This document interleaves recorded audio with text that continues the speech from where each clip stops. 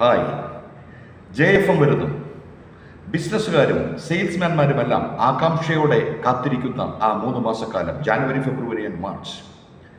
ഒരു ഫിനാൻഷ്യൽ ഇയറിൽ 9 മാസക്കാലം ചെയ്ത ബിസിനസ്സിന് ഒപ്പമോ അതിനേക്കാൾ എത്രയോ ഇരട്ടിയോ ബിസിനസ് ഉണ്ടാകുന്ന സമയം. എങ്ങനെയാണ് ഈ JFMൽ ഇത്രയേറെ ബിസിനസ് ഉണ്ടാകുന്നത്? എപ്പോഴെങ്കിലും ചിന്തിച്ചിട്ടുണ്ടോ?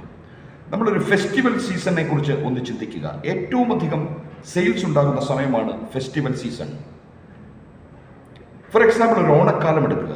ഓണത്തിനെ സംബന്ധിച്ചിടത്തോളം അത്യാവശ്യം അല്ലെങ്കിൽ ട്രഡീഷണലായി ചിന്തിക്കുന്നവർക്ക് ആവശ്യമായി വരുന്നത് ഓഫ് കോഴ്സ് പൂക്കൾ വേണം, ഓണസദ്യക്കായി പ്രൊവിഷൻസും വെജിറ്റബിൾസും വേണം, ഓണക്കോടി കൊടുക്കുന്നതിനായി ടെക്സ്റ്റൈൽസ് ആവശ്യമുണ്ട്. ഈ 3 മേഖലകളിൽ മാത്രമാണോ ഓണക്കാലത്ത് സെയിൽസ് ഉണ്ടാകുന്നത് എന്നൊന്ന് ചിന്തിക്കുക. ഇതെങ്ങനെ സംഭവിക്കുന്നു? ഈ 1, 2, 3 കാര്യങ്ങൾക്ക് വേണ്ടിയുള്ള ഒരു പർച്ചേസ് മൈൻഡ് എല്ലാ മനുഷ്യരുടെ മനസ്സിലും ഉണർന്നിരിക്കും. ഈ സമയത്ത് എന്തു സെയിൽസിനായി നമ്മൾ അവരെ സമീപിച്ചാലും ആ സെയിൽസ് നടക്കാനുള്ള സാധ്യത കൂടുതലാണ്.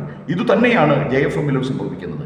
1, 2 ഫിനാൻഷ്യൽ പ്രൊഡക്റ്റുകൾ, ഇൻഷുറൻസ് പോലുള്ള ഫിനാൻഷ്യൽ പ്രൊഡക്റ്റുകൾ, ടാക്സ് സേവിങ്സിനൊക്കെയായി കസ്റ്റമേഴ്സിന്റെ മനസ്സിൽ അതിനായിട്ടുള്ളൊരു പർച്ചേസ് മൈൻഡ് ഉണർന്നിട്ടുണ്ടാവും. ഈ സമയത്ത് നമ്മളുടെ പ്രൊഡക്റ്റ്, അത് ഫിനാൻഷ്യൽ പ്രൊഡക്റ്റ് ആവട്ടെ മറ്റെന്തുമാവട്ടെ, അതുമായി നമ്മൾ അവരെ സമീപിച്ചാൽ നിശ്ചയമായും ബിസിനസ് കൂടുതൽ നടക്കാനുള്ള സാധ്യതയുണ്ട്. നമ്മളത് ഓർക്കുക. നിങ്ങൾക്ക് വലിയ ബിസിനസ്സുകൾ തരുവാനായി ആരൊക്കെയോ നിങ്ങൾക്ക് ചുറ്റും കാത്തിരിക്കുന്നുണ്ട്.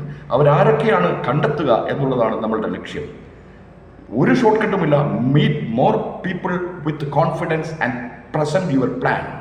All the best. Thank U.